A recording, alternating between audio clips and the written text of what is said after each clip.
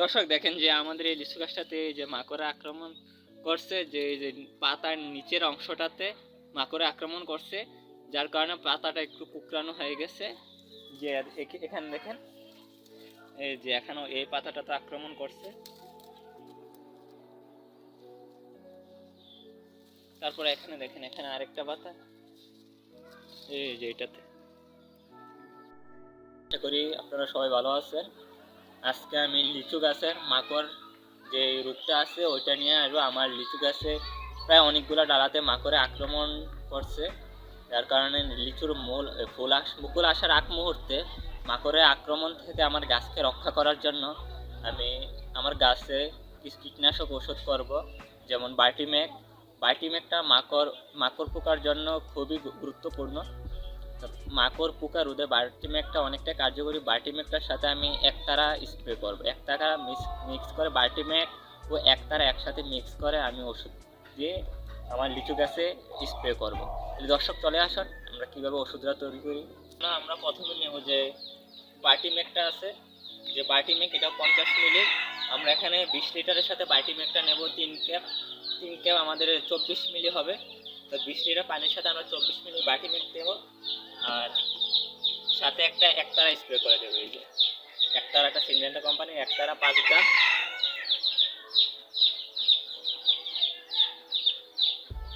5 গ্রাম এই একতারাটি মিক্স করে আমরা ওষুধটা তৈরি করব। তাহলে আমরা 20 লিটার পানি দিয়ে প্রথমে আমাদের এটা পূরণ করে নেই।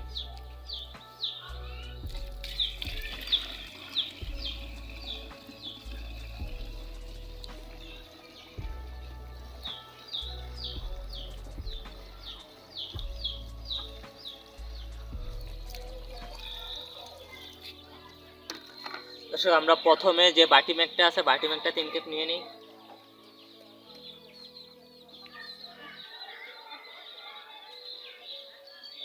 নামটা দেন,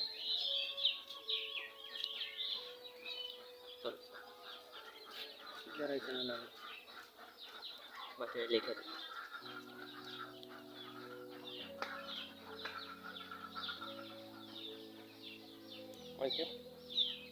দর্শক বায়োটিমেকটা দিলাম 3 ক্যাপ।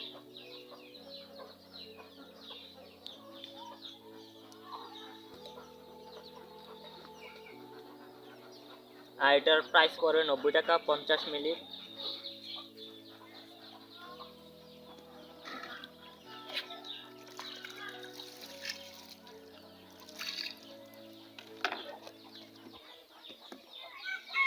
সাথে 5 গ্রামের একটা একতারা দিয়ে দেব।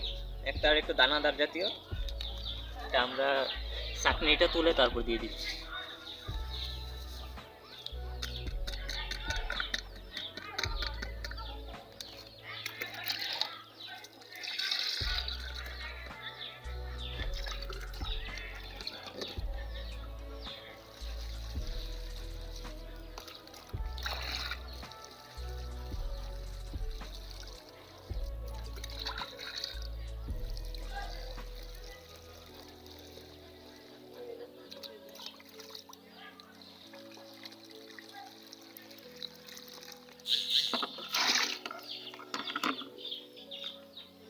ওকে দর্শক, আমাদের যে ইলেকট্রিক স্প্রেয়ার মেশিনটা আছে 20 লিটার, এটা সম্পূর্ণ পূরণ হয়ে গেছে।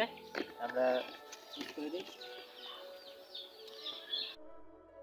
দর্শক দেখেন যে আমাদের এই লিচু গাছটাতে যে মাকড়ে আক্রমণ করছে, যে পাতার নিচের অংশটাতে মাকড়ে আক্রমণ করছে, যার কারণে পাতাটা একটু কুকরানো হয়ে গেছে। যে এখানে দেখেন এই যে এখনো এই পাতাটাতে আক্রমণ করছে। তারপরে এখানে দেখেন, এখানে আরেকটা পাতা, এই যে এটাতে আক্রমণ করছে। অর্থাৎ পোকাটা অনেক ক্ষুদ্র, এটা খালি চোখে দেখা যায় না। এই পোকাটা থেকে আমরা লিচু গাছকে বাঁচানোর জন্য বায়োটিমেক সাথে একতারাটা আমরা গাছে স্প্রে করতেছি।